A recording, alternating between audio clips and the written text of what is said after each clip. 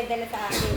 Dito po sa Diyos na buhay, dito ko po nakilala ang kaligtasan ng Diyos. Saka po dito, marami kayong nalalaman na himala. Wala po nga kinapunta rito. Ang anak ko po ay 3 taon, kambal ko. Year 2005 po ako napunta rito. Ngayon po, ang sabi ng iba, sabi po dito sa atin na ang magtiis hanggang wakas ay siyang maliligtan. Kaya po ako ay nagtitiis. Yung pong kaligtasan ko sa taas, ang hinahangad ko. Tulad po nito, una po kami nila kaber dito. Pero po nung kami sa unang samahan namin, na di pa namin sila kilala, talaga pong masagana ang buhay namin sa aming pangkat. Ay ngayon po, ang sabi po nila, mag-ano daw po ngayon, kailangan magkasundo-sundo para daw po ibigay ng biyaya.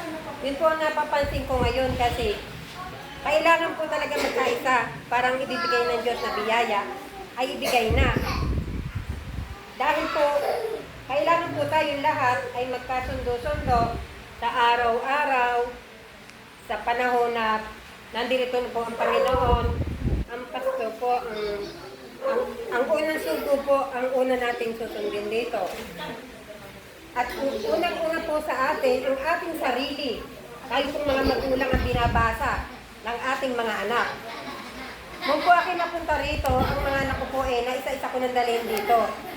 Kasi po nung anak ko, ang haba-haba ng panahon, naglumuluhod-luhod tayo, dito pa laki manong may kaligtasan.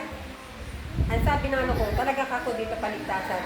Kaya nga po ako, nagtitiis, ilang taon na po ako dito. Nag-63 na po ako ngayon.